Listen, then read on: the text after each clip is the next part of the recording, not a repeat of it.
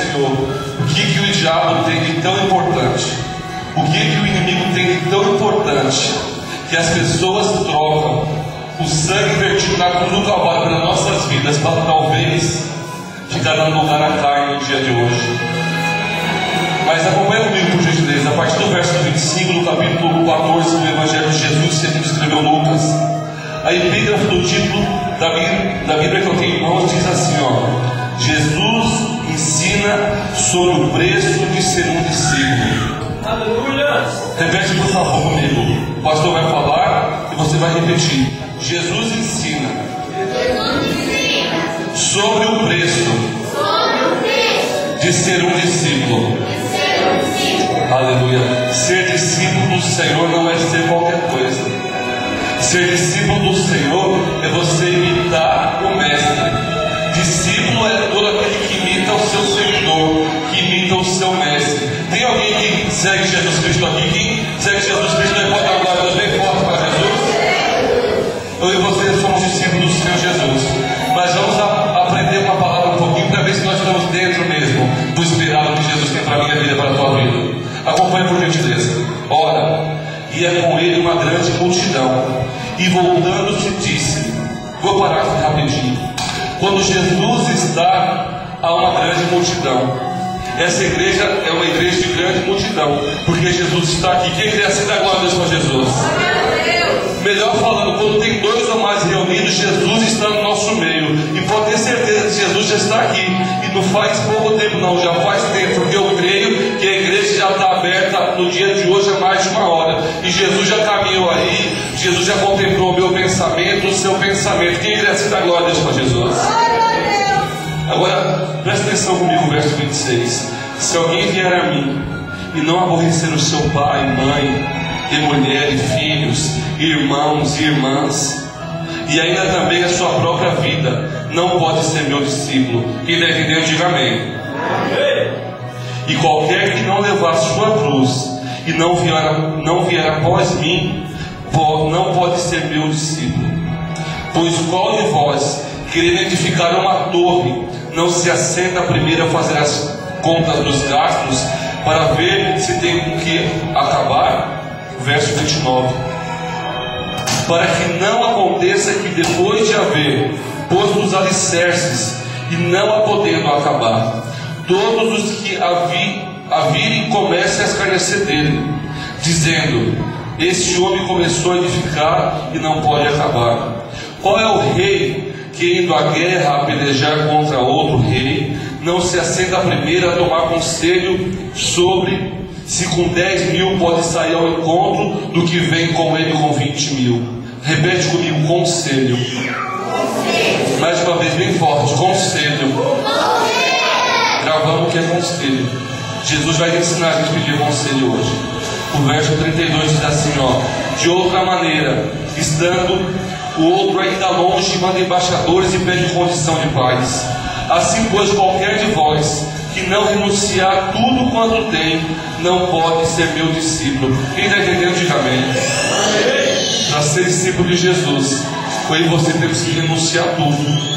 Se eu for dar um exemplo da minha vida, da vida da pastora Rose, pela misericórdia e pela graça do Senhor, nós temos entendido o que é renunciar a tudo.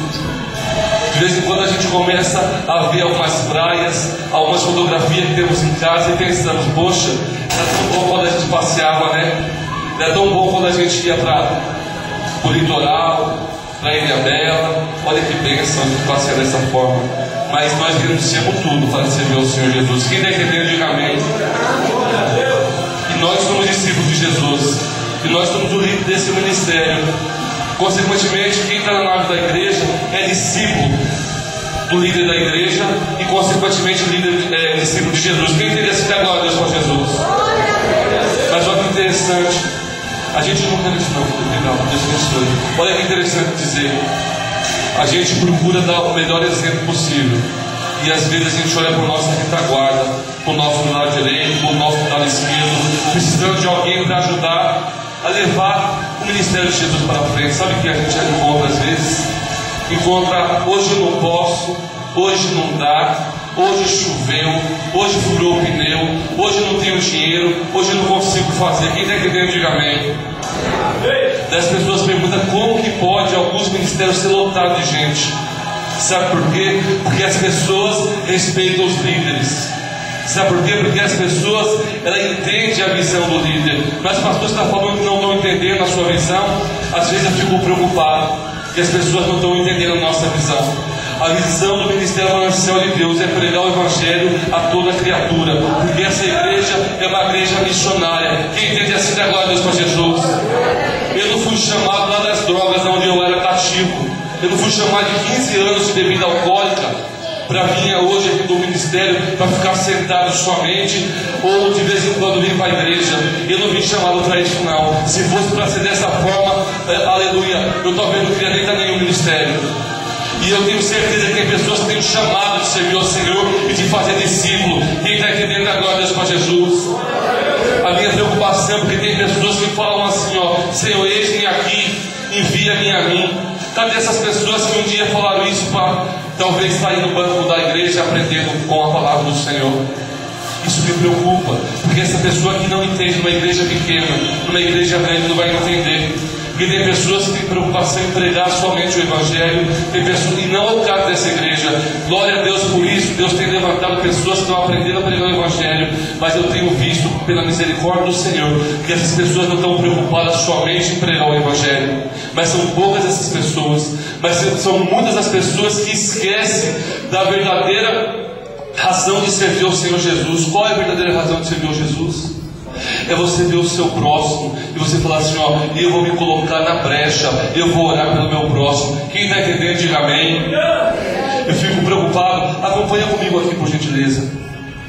Para que, no verso 29, para que não aconteça que depois de haver posto os alicerces e não podendo acabar, todos os que virem comecem a escarnecer dele. O que isso quer dizer? Tem pessoas que têm um chamado para servir ao Senhor Jesus, e essa pessoa não mede a consequência. Essa pessoa, logo ela quer ser líder de alguma coisa. Logo essa pessoa fala assim, ó: eu tenho preparação para fazer tal coisa. Dessa vez que essa pessoa fez, ela talvez fez igual esse homem que dá parábola, que a pessoa não mediu o custo de manter o trabalho dela dentro da igreja. Como que é isso, pastor? Quando eu falo assim, Senhor, eu me comprometo a ser líder do ministério de louvor, por exemplo, ou então do ministério que vai ter nessa igreja, já nasceu no coração de Deus, o ministério de homens, de varões, vai ter esse ministério. Mas quem está entendendo, diga amém.